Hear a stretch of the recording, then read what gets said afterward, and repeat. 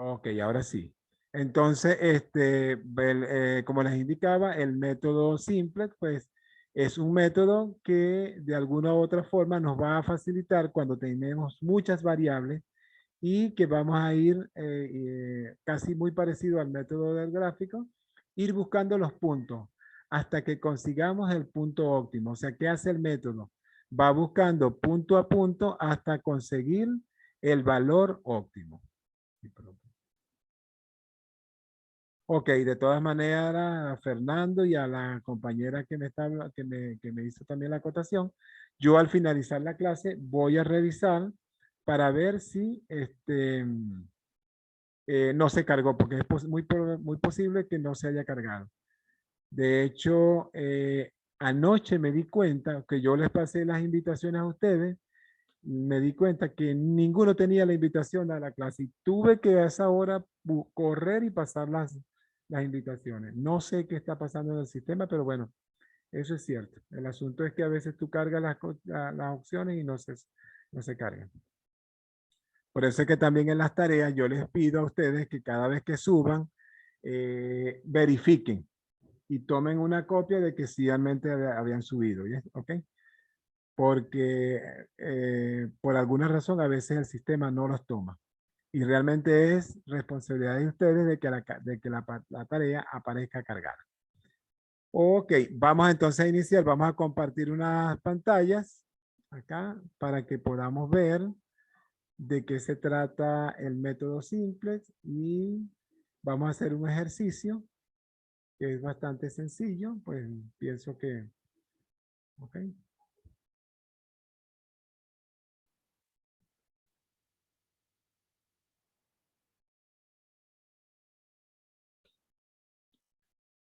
Ok, vamos a ver entonces acá un ejemplo de este profesor que nos está mostrando cuál es la metodología a seguir para este método. Ok, ok, en este caso nos están pidiendo maximizar la función objetivo, que en este caso serían 100x1 más 200x2. Fíjense que ahorita yo voy a obviar el paso de la definición de las variables porque en el ejercicio de ustedes, cuando hicieron la primera parte, ya estaba definido. ¿Okay? Entonces, bueno, aquí simplemente x1 puede ser cualquier función, cualquier elemento que se haya pedido y x2, el segundo elemento de la variable, pues que se esté solicitando. Para este caso, como no hay ninguna definición, lo vamos a tomar como un caso genérico. Hay que maximizar la función 100x1 más 200x2. Y ella está sujeta a estas dos restricciones. 8x1 más 8x2 menor o igual que 16. 4x1 más 2x2 menor o igual que 16. Y hay una tercera condición que es muy parecida a la que tienen ustedes, que x2 debe ser menor o igual que 10. También tiene la condición de no negatividad, donde x1 y x2 deben ser positivas, deben ser mayores o iguales que 0. Esta condición de no negatividad también la podemos considerar como una restricción, pues, porque realmente es una restricción, solo que como es mayor o igual que 0, me indica que estamos en el plano cartesiano, en el primer plano cartesiano. ¿Okay?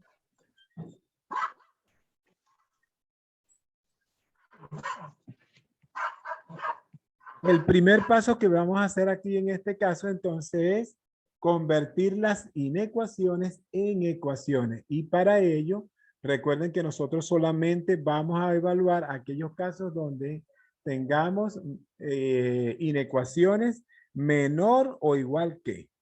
Porque los otros casos, cuando son mayores o iguales o cuando son iguales, tienen otra metodología que también está está en el aula, pero nosotros no las vamos a evaluar. El que quiera profundizar un poquito más, bueno, puede hacerlo, pero ya verán que aún con solamente con este método, el de menor e igual, es bastante complicado. Pues sin embargo, pues no están limitados ustedes.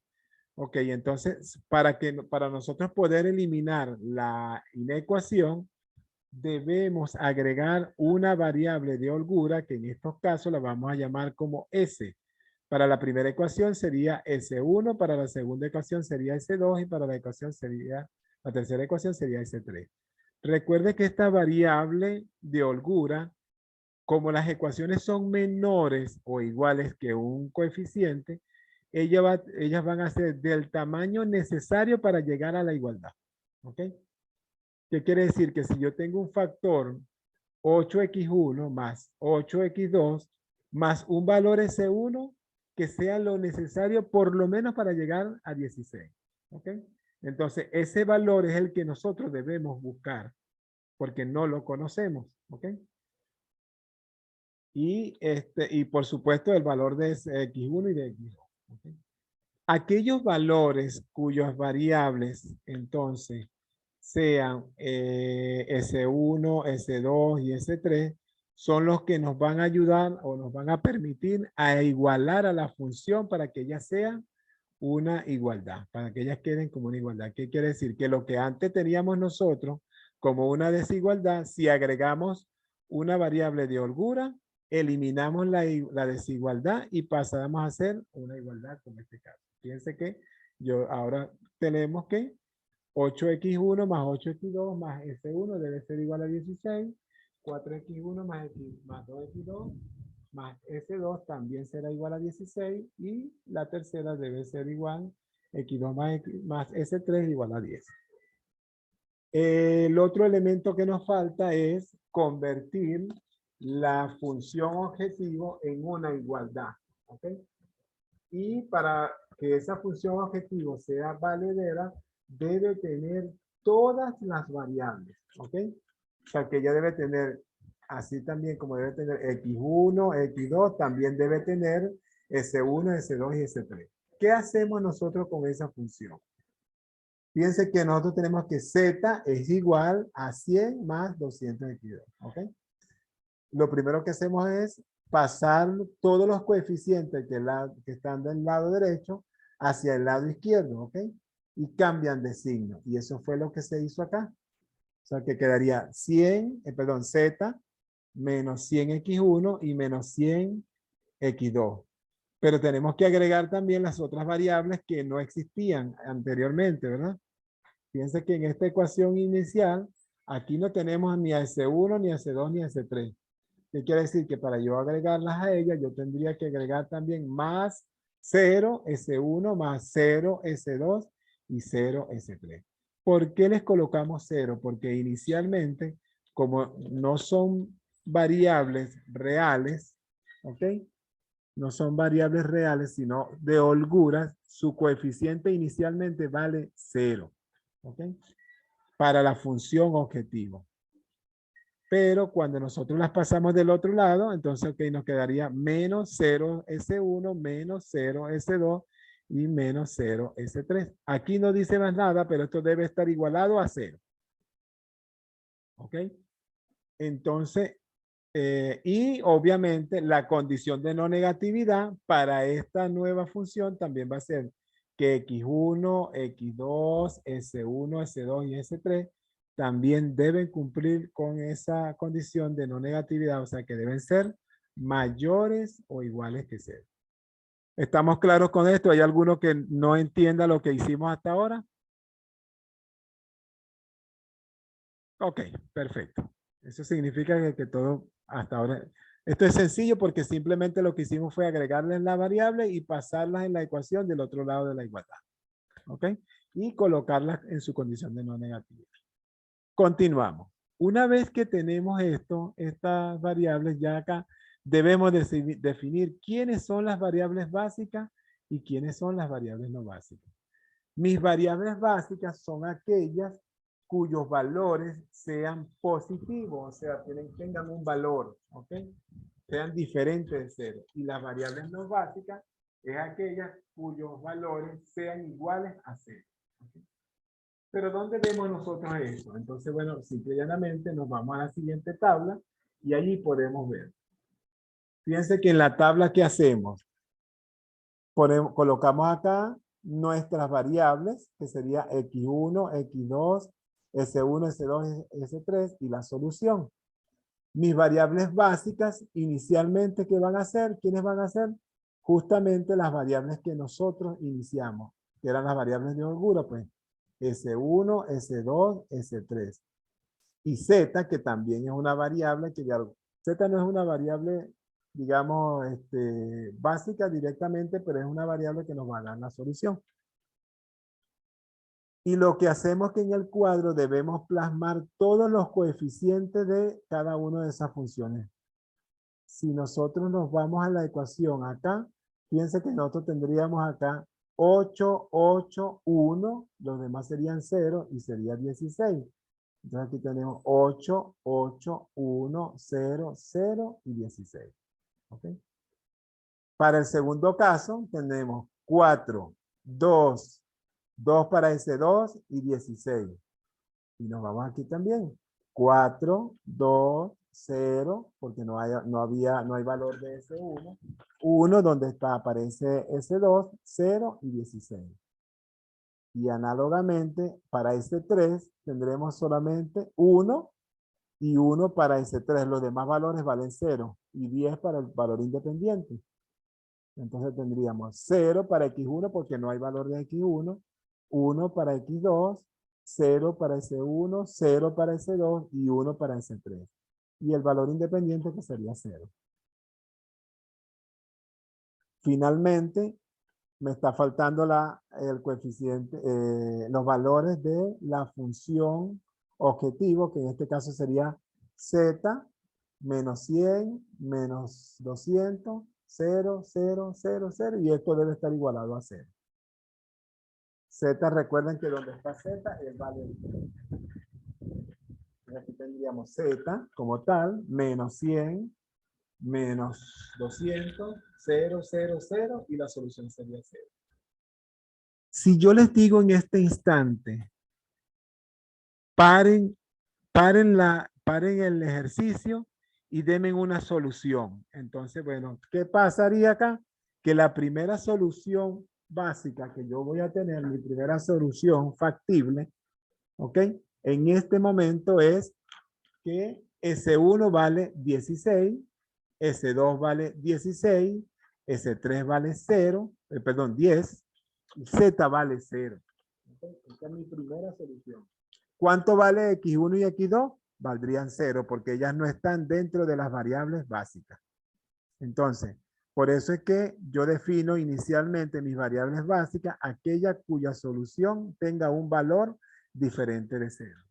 Por eso es que S1, S2 y S3, que son mis variables de holgura, son también mis variables básicas, porque ellas tienen un valor diferente de 0. Y todas las demás variables, X1, X2 y Z, serían las variables no básicas. ¿Ok?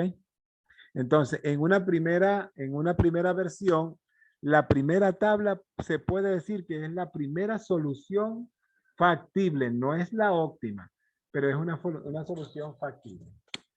Fíjense que hay otro detalle también dentro de este cuadro, ¿ves?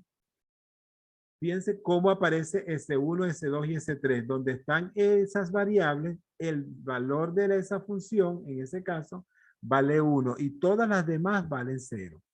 ¿Ves? Fíjense acá. Para S1 con S1, ven, fíjate que ya vale 1 y todas las demás valen 0. Donde está S2, vale 1 y todas las demás variables valen 0. Y donde está S3, igualito, donde está S3, ella vale 1 y todas las demás variables valen 0. ¿Qué significa eso? Que yo necesito ahora convertir a X1 y a X2 como una variable básica, ¿ok? Y para convertir en esa variable básica, yo debo convertir donde están ellas, debo colocar 1 y todo lo demás 0. Donde aparezca X2, debo colocar 1 y todos los demás 0. Para que ella tenga más o menos un comportamiento parecido a las variables, a lo que está ahorita como solución. Por eso es que nosotros decimos, nuestra primera solución básica sería entonces S1 vale 16, S2 vale 16, S3 vale 10, Z vale 0 y X1 y X2 también valen 0. ¿Ok? Pero como esta no es la única solución, yo debo buscar el óptimo. Debo comenzar a hacer iteraciones para buscar el valor óptimo. Lo primero que yo debo hacer es buscar quién sería mi mi fila pivote y mi columna pivote. ¿Okay? Eso significa que el Z es la que me va a guiar y es la primera que yo debo buscar. Entonces que me paro en Z y busco el valor más negativo. El valor más negativo, que en este caso sería X2. ¿Qué quiere decir? Que donde esté X2, en esa, yo debo, donde que es el valor que en este momento aparece negativo, yo debo entonces trabajar con eso. Y ahora debo buscar quién sería mi nueva, si ya yo tengo mi columna pivote, yo necesito buscar cuál de estas tres, el C1, S2 o S3, va a ser mi fila pivote. ¿Okay? Pero ¿cómo conseguimos ese valor pivote? Simple y llanamente agarramos la solución y lo dividimos entre el valor del coeficiente donde está Fíjense que el cuarto paso, como dice aquí, es la selección de la columna pivote, que es la variable que entra, ¿ok? Y el quinto paso sería la elección de la fila pivote, que sería también la variable que va a salir.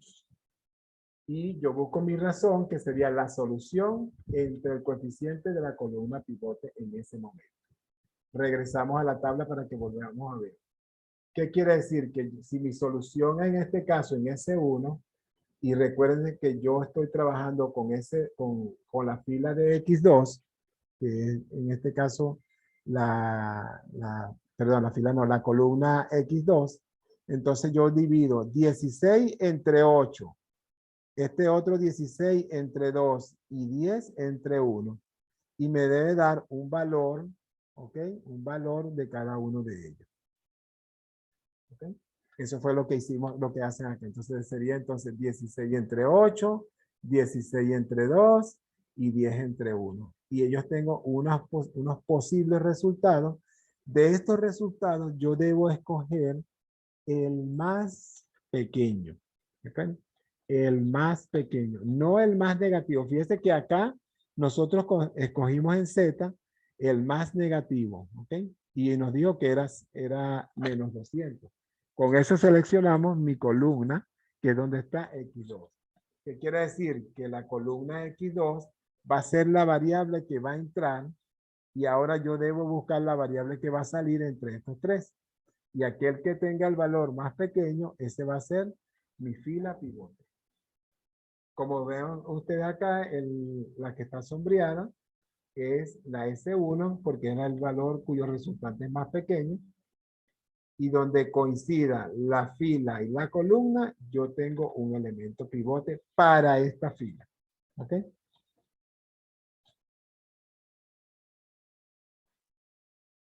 ¿Estamos claros hasta este momento? ¿Hay alguien que tenga alguna duda al respecto? Hasta los momentos todo claro. Ok. Sigamos. Una vez que tenemos ya identificado quiénes son los elementos pivotes, ¿ok? Porque necesito, para S1 sería 8, para S2 sería 2 y para S3 sería 1, ¿ok?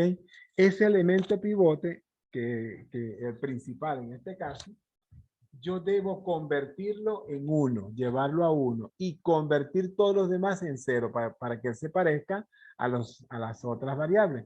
Así, esta variable que está ahorita como no básica pasa a ser una variable básica. ¿Ok? Entonces, yo debo convertir este valor en 1 y todos los demás en 0. Y lo primero que yo puedo ver acá, que para poder convertir a X2 en 1, es dividiendo todo esto sobre 8. ¿Ok?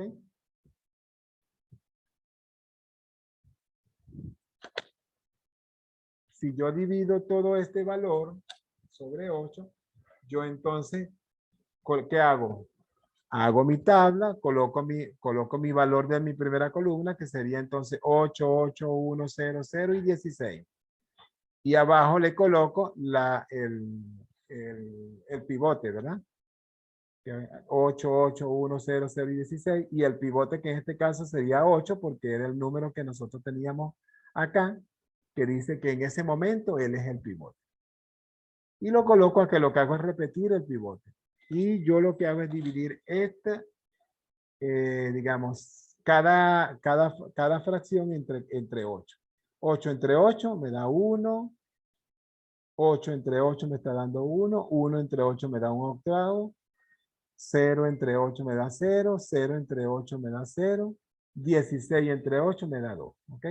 ¿Qué quiere decir? Que mi nueva columna resultante, o mi nueva fila resultante, perdón, que sería en este caso para x2, que es la variable que va a entrar, yo la consigo dividiendo la fila pivote entre el elemento pivote. En este elemento pivote era 8.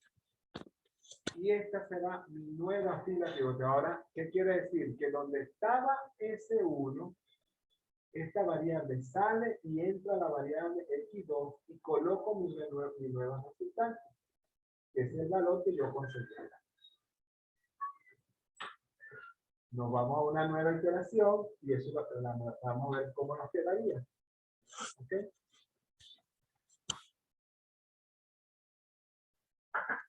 Y con este valor que yo tengo acá, ya yo tengo mi nueva solución. ¿Okay?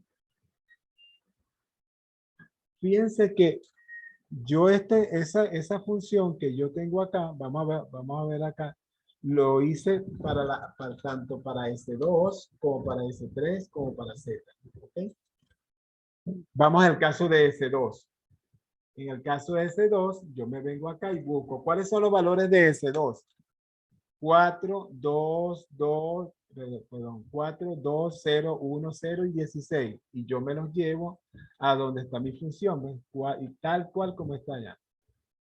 Ajá. Pero ¿cómo consigo yo ahora mi nueva columna? Mi nueva fila resultante.